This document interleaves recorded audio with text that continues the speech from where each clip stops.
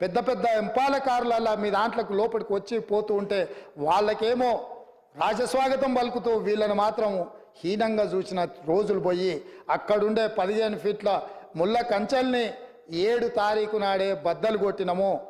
మా మిత్రుడు 9 తారీఖు నాడు ప్రమాణ స్వీకారం చేస్తా అని ముందుకు జరుపుకున్నాడు. 7 తారీఖు నాడే ప్రమాణ స్వీకారం చేసిండని చెప్పిండు.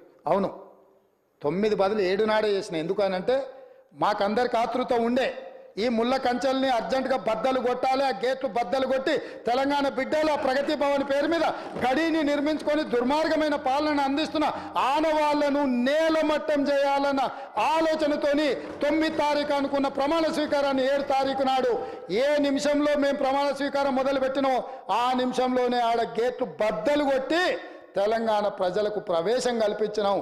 ఆ ఆనందం చూస్తే శ్రీలంకలో రాజపక్షే రాజసౌధం మీద శ్రీలంక ప్రజలు ఏ రకంగా ఆ రోజు ప్రవర్తించినరో ఇక్కడ కూడా అదే విధంగా తెలంగాణ ప్రజలు అక్కడికి వచ్చారు అధ్యక్ష. ఇది కళ్ళ ముందు జరిగిన చరిత్ర. అందుకే 9 తారీఖు బదులు 7 తారీఖు నాడు ప్రమాణ స్వీకారం చేపట్టిన అధ్యక్ష.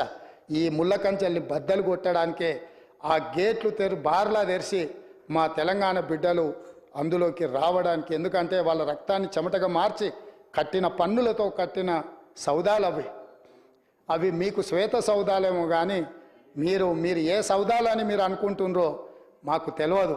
కానీ మా ప్రజలకు అక్కడి నుంచి మంచి పరిపాలన అందించాలన్న ఆలోచన మాది. అందుకే మేము దానికి జ్యోతిరావు పూలే పేరు పెట్టినాం అధ్యక్ష. బలహీన వర్గాలకు ఆరాధ్య దైవమన సామాజిక న్యాయానికి ప్రతీకైన జ్యోతిరావు పూలే పేరు దానికి పెట్టి అక్కడి నుంచి మంచి పరిపాలన అందించాలన్న ఆలోచన చేస్తున్నాం. కనీసం వాళ్ళనైనా ఆ నిర్ణయానైనా మీరు అభినందిస్తారేమో అనుకున్నాం, కానీ ఎందుకో మరి మీకు మనసు రాలే. అదేవిధంగా అధ్యక్ష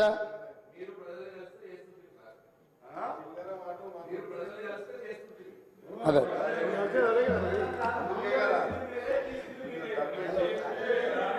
ఇక పాపం వాళ్ళ ఏంటంటే వాళ్ళకి ఆదర్శ దైవము వాళ్ళ కులదైవము కిరణ్ కుమార్ రెడ్డి గారే ఉన్నట్టున్నారు. ఎందుకంటే వాళ్ళకంటే ముందు కిరణ్ కుమార్ రెడ్డి గారే ఉండే వారి వారసత్వం వీరు పుణుకుపుచ్చుకున్నట్టున్నారు.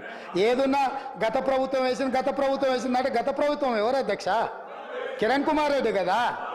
ఆ కిరణ్ కుమార్ రెడ్డి ఎవరు అధ్యక్ష? వాళ్ళకి ఆదర్శ రాముడా? ఇట్లున్నది వాళ్ళ అవగాహన. ఏం చేస్తాం, మేనేజ్మెంట్ కోటాలు వస్తే ప్రాబ్లమ్స్ ఉంటాయి అధ్యక్ష. చదువుకుంటే కొంచెం మెరిట్ ఉంటే ఈ సమస్యలు ఉండవు. కొంచెం అవగాహన కల్పించుకోవాలి అధ్యక్ష. గుంటూరులో చదువుకున్న వాసనలు ఇంకా పోయినట్లేవు అధ్యక్ష. అదేవిధంగా అధ్యక్ష, ఇట్లా తెలంగాణ చరిత్ర మసకబారిపోతే సానబట్టి వెలికి తీసి మట్టిలో మాణిక్యాలను బయటికి తేవాలన్న ప్రయత్నం మా ప్రభుత్వం చేస్తుంది. అందుకే